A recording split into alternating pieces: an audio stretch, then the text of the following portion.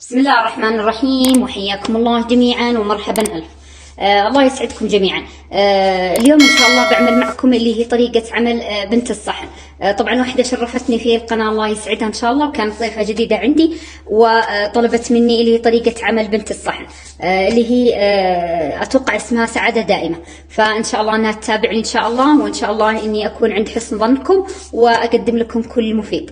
طبعا بستخدم يا بنات اللي هو عندي الدقيق. طبعا الدقيق عندي اللي هو دقيق طبعا بودرة. عندي هنا كوبين، حطيت كوبين من الدقيق البودرة المنخول وأضفت له كوب واحد من البر العادي.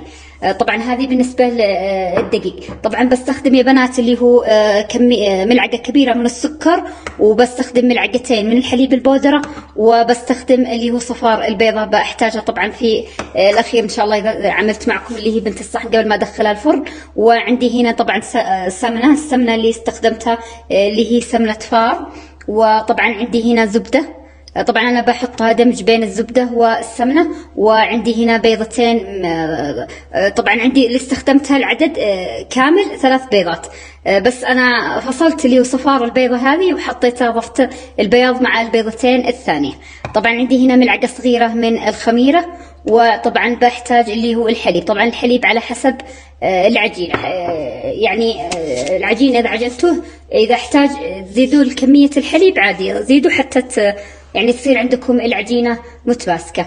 في بداية الفيديو إن شاء الله أتمنى دعمكم، أتمنى آرائكم، أتمنى تعليقاتكم، وإن شاء الله يعجبكم الطبق اللي بقدمه إن شاء الله. بسم الله وعلى بركة الله نبدأ مع بعض الفيديو. بسم الله على بركة الله. نبدأ في بداية الفيديو اللي هي الدقيق. طبعا الدقيق بحطه عندي في اللي هي العجانة. بسم الله.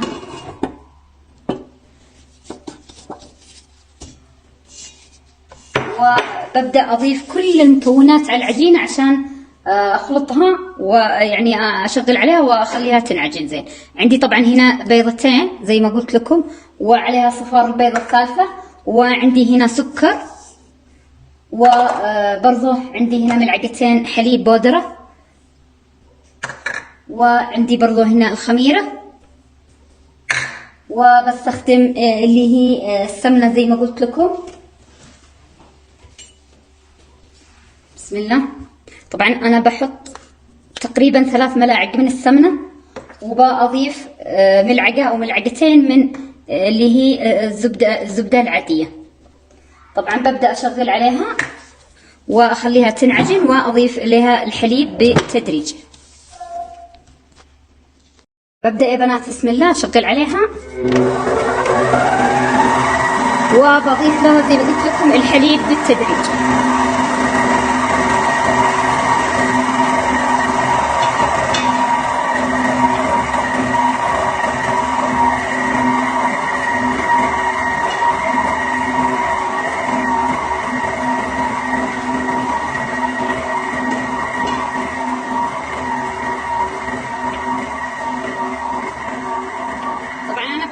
حتى تصير عندي عجينة لينة ومتماسكة. الحين يا بنات زي ما تشوفون بعد ما انتهيت، طبعا انا ما حبيت ازعجكم بصوت العجانة علشان كذا فصلت التصوير وكملت. الحين زي ما تشوفون هذه هي العجينة بعد ما انعجنت. ان شاء الله التصوير يكون واضح. هذا هو شكلها. طبعا انا بخليها ان شاء الله ترتاح نص ساعة، وابدا ان شاء الله اقسمها، وان شاء الله تشوفون طريقتي في اللي هي تقريصها وعملها في اللي هو التيفال. طبعا رجعنا لكم حبايبي. الحين نبدا في الخطوه اللي بعدها بعد ما سوينا العجين وريحناها نص ساعة. طبعا التيفال اللي عندي هنا بستخدمه.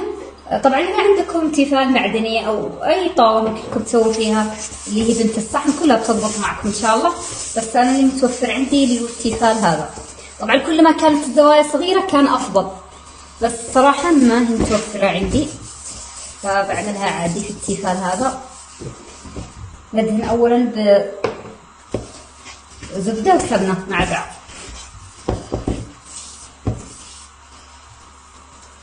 زي ما تشوفون الحين. طبعا ببدأ أحط برضه صحن ثاني عشان أبدأ أقرص فيه.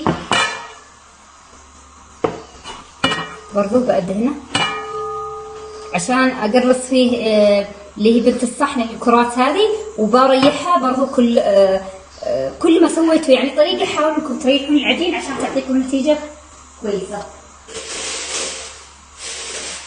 بسم الله. ببدا الحين زي ما تشوفون ابدا اخذ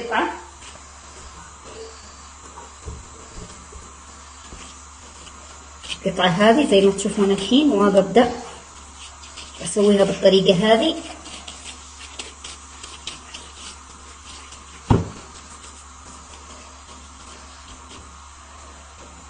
وبرضه خلوها تتشبع بالسمنه والزبده مع بعض. طبعا هذه هي القطعه الاولى. نسوي القطعه الثانيه.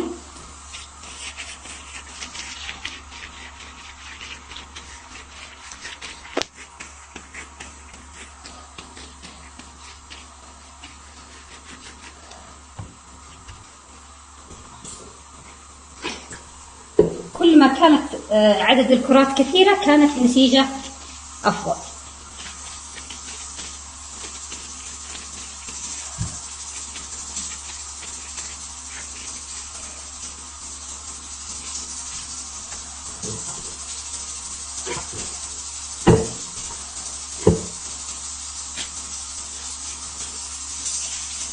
طبعا أنا أسويها الحين وأنا أسوي عشانها، فحبيت إني أصور لكم. إن شاء الله تعجبكم.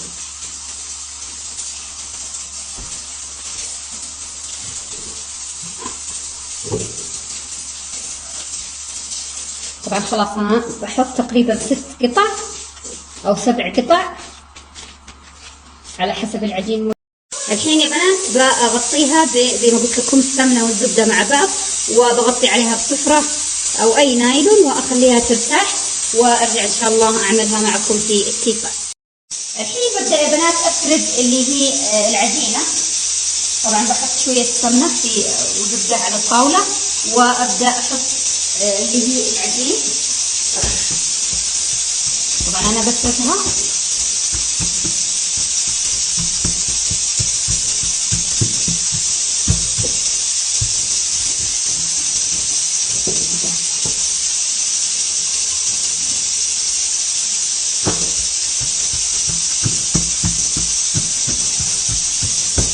حتى تصير عندي نفس حجم اللي هو التيفال.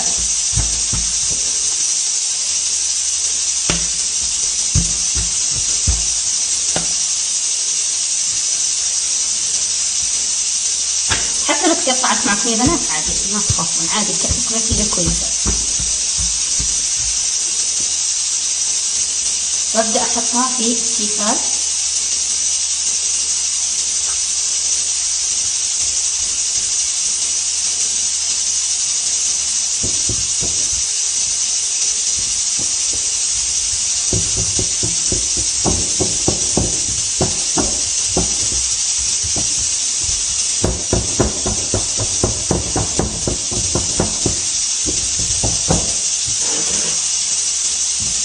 ببدأ أفرد الثانية،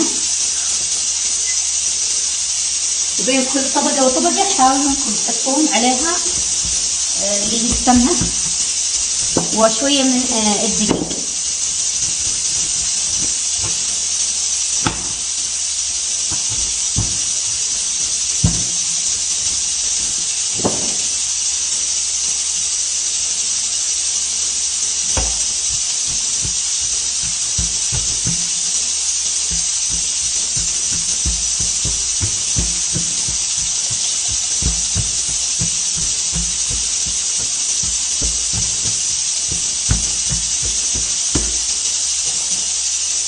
طبعا الطبقة هذه بحط عليها سمنة،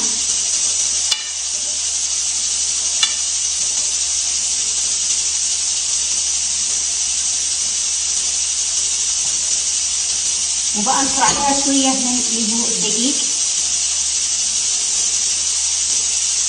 وببدأ أحط اللي هي الطبقات الثانية.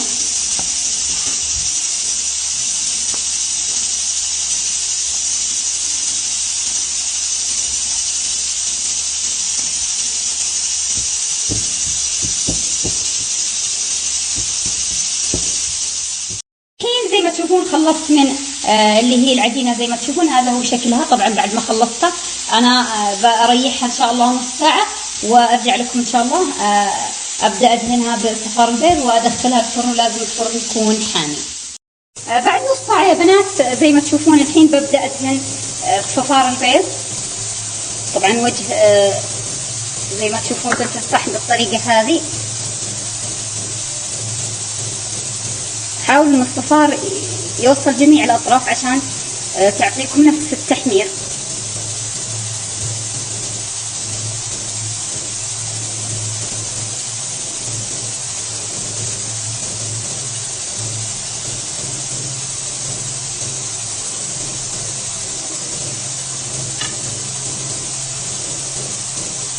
طبعا يا بنات اهم شيء ان الفرن يكون حامي.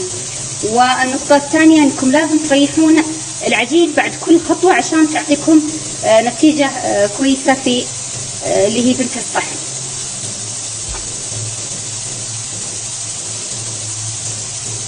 الحين طبعا بحط عليها اللي هو سمسم وحبة صودا، وادخلها ان شاء الله الفرن، وارجع لكم ان شاء الله اصور لكم ان شاء الله شكلها في الاخير. زي ما تشوفون يا حبايبي كان هذا هو شكل طبعا بنت الصحن بعد ما طلعتها من الفرن. هذا هو شكلها الاخير. طبعا انا بخليها حتى شويه تبرد، بعدين اضيف لها اللي هو العسل. الحين يا بنات زي ما تشوفون ببدا اضيف لها اللي هو العسل. طبعا ضيفوا الكميه اللي تعجبكم.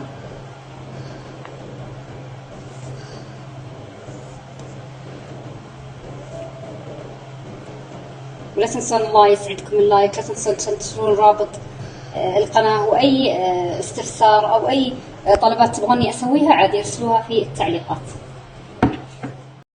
طبعا يا بنات زي ما تشوفون أنا قطعت الحين اللي هي بنت الصحن. كان هذا هو شكلها الأخير بعد ما قطعتها. في نهاية الفيديو الله يسعدكم، لا تنسونا من اللايك والشير والسبسكرايب والاشتراك في القناة، واستودعتكم الله في أمان الله.